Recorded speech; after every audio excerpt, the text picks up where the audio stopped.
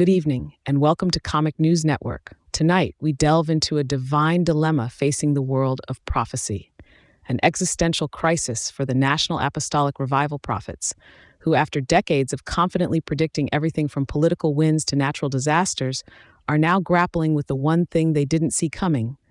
People noticing their prophecies are, well, wrong.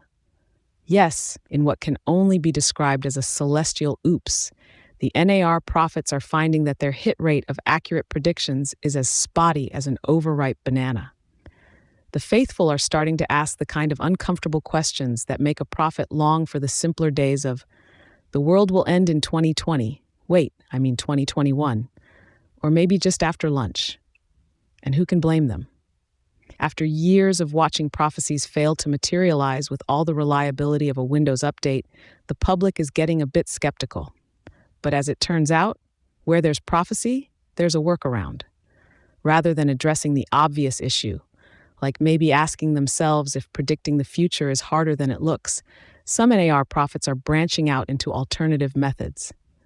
Yes, friends, it seems that when divine downloads fail, there's always tarot cards. Nothing says modern prophet like flipping over a card that tells you the tower is falling, followed by a quick glance over at your neighbor's crystal ball. We recently interviewed one such NAR prophet who, in an unexpected burst of honesty, admitted that their success rate has not exactly improved since the switch to tarot. We're still seeing a lot of what we call faith-based failures in our prophetic ministry, he admitted, sweat beading on his forehead as though he had just drawn the death card. But before we could question further, he reassured us that while their predictions may still be off by a few decades, the real silver lining is that their audience just seems to like tarot more. Members of the NAR like the subject matter from the tarot cards better than the prophecies invented by NAR prophets. Who needs reality when you've got a mystical deck of cards telling you that everything's going to be just fine? It's got a certain mystery to it, said one enthusiastic NAR follower.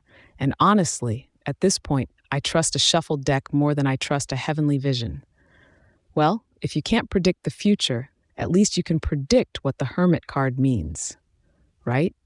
In a twist of irony that only the divine could appreciate, it seems the NAR prophets have stumbled onto a marketing lesson most businesses learned years ago. When the product isn't working, rebrand.